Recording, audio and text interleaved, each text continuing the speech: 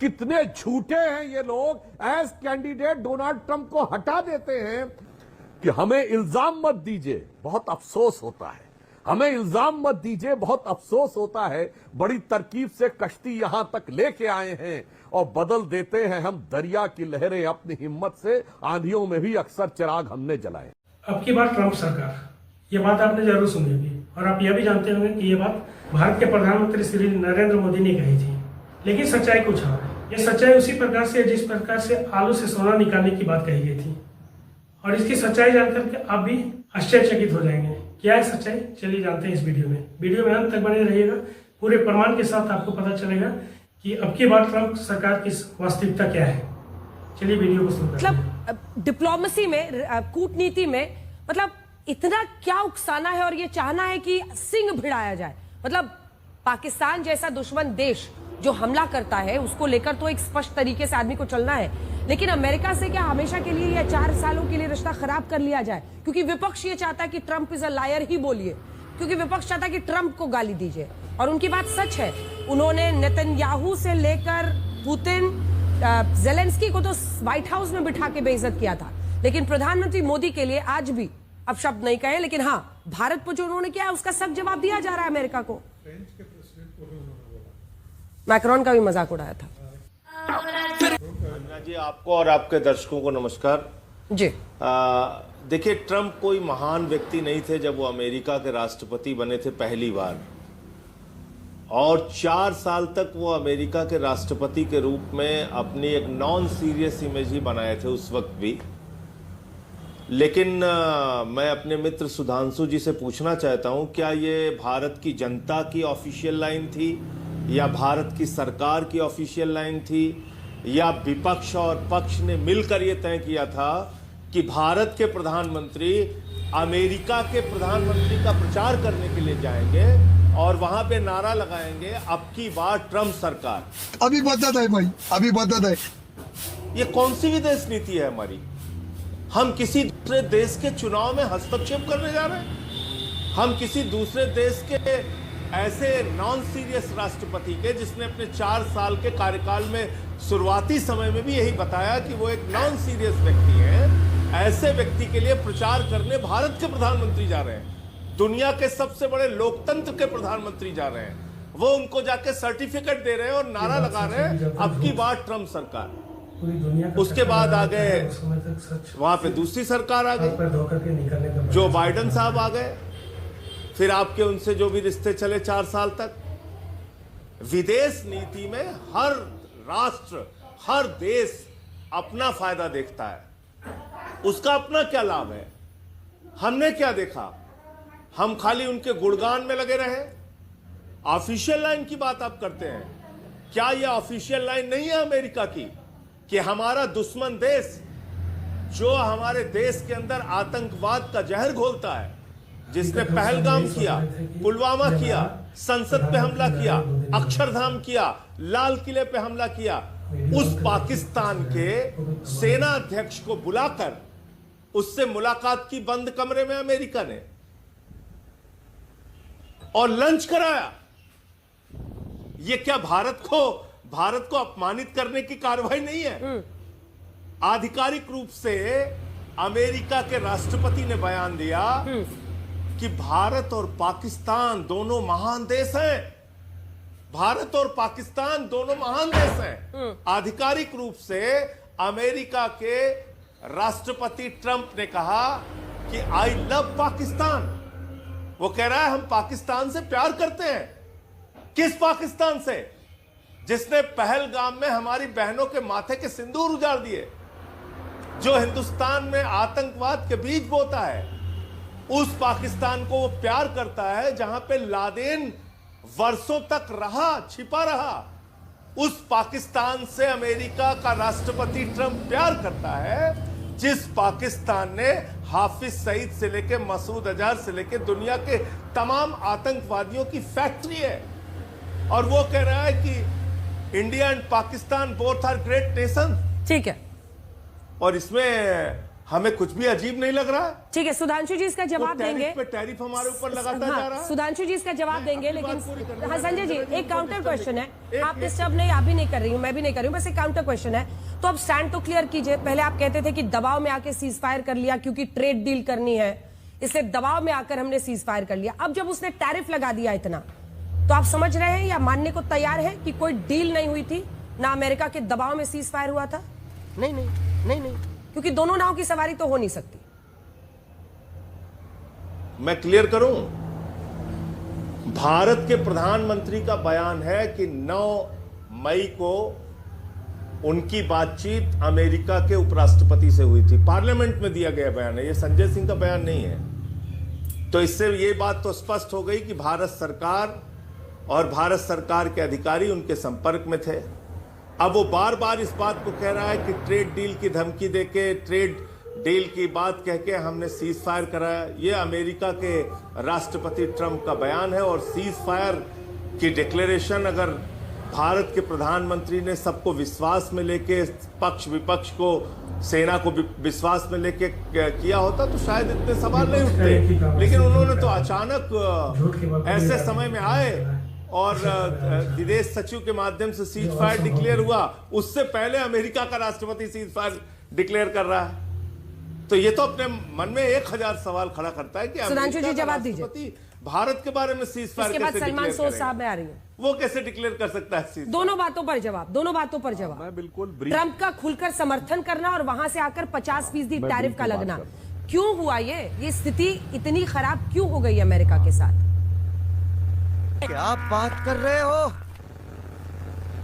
हाँ, दोनों बातें जवाब देता हूं। पहली बार जिस प्रकार की ये ट्रेड डील का विषय सामने आया, अब मुझे लगता है विपक्ष को निश्चित रूप से माफी मांगनी चाहिए देश की। जब वो कहते थे कि साहब वो सो कॉल्ड युद्ध विराम हुआ है, सीज फायर, वो ट्रेड के दबाव में हुआ, तो साफ हो गया ना कोई ट्रेड था ना कोई युद्ध विराम था।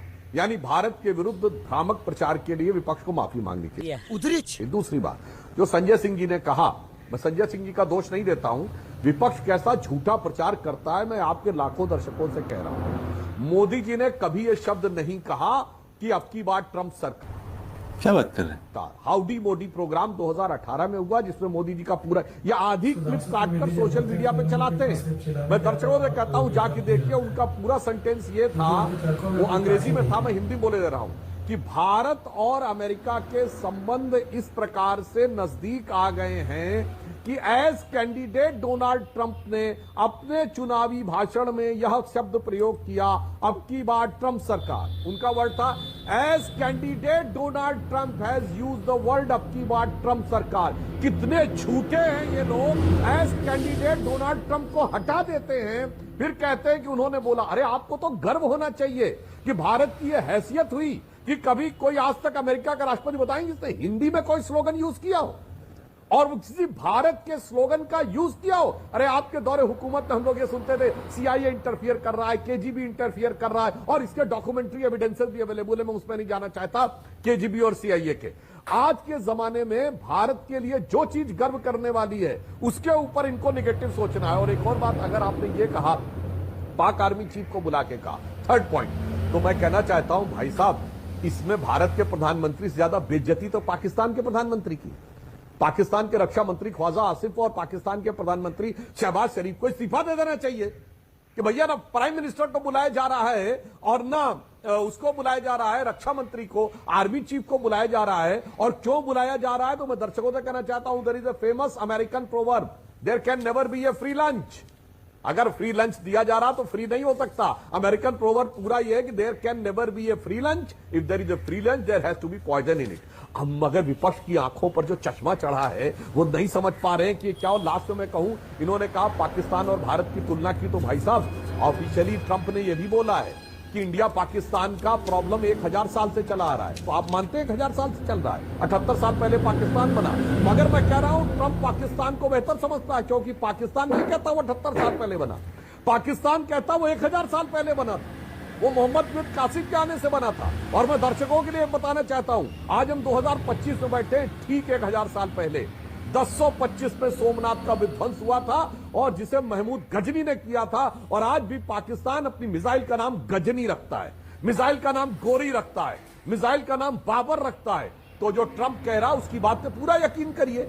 ये तो 1000 साल का सिविलाइजेशन झगड़ा है, जो आसिम मुनीर ने भी बोला था। ठीक है, कोई लेकिन भी बात सांसद जी अपनी सुविधा से अरे ये जो टुकड़े में दे, टैरिफ बॉम्ब ताकि ट्रंप ने भारत के गिराया है टुकड़े उस पर तो बात इंशाल्लाह कीजिए। कैसे हो सके। टैरिफ बॉम्ब जो ट्रंप पर गिराया है, ट्रंप ने गिराया है, वो प्रॉब्लम है ना सर, उस पर चर्चा करनी पड़ेगी ना कि ऐसी स्थिति क्यों खराब हो गई। क्योंकि हेनरी किसिंगर उन्होंने कहा था ना कि जो दुश्मन है उसके लिए तो मुश्किल है ही, जो अमेरिका का दुश्मन है उसके लिए मुश्किल बात है, लेकिन जो दोस्त है उसके लिए उससे भी बड़ा खतरा है।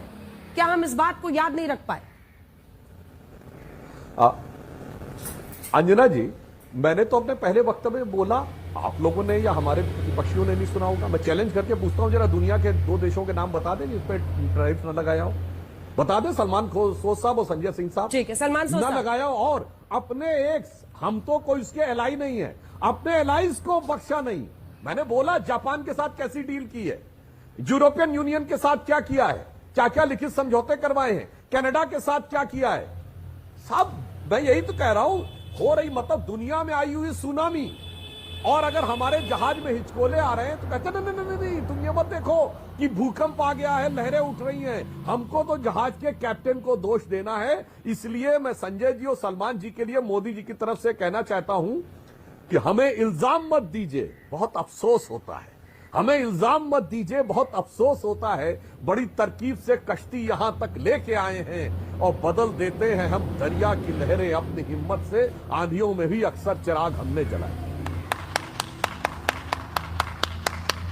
क्योंकि प्रधानमंत्री नरेंद्र मोदी पर सुधांशु त्रिवेदी जी ने ये कहा कि उन्होंने कहा था एज कैंडिडेट डोनाल्ड ट्रंप, जो ये अब की बार ट्रंप सरकार कह रहे हैं, वो हम आपको हिस्सा सुना दे रहे हैं उस रैली का। In India have connected well with President Trump. The words of candidate Trump, अब की बार ट्रंप सरकार।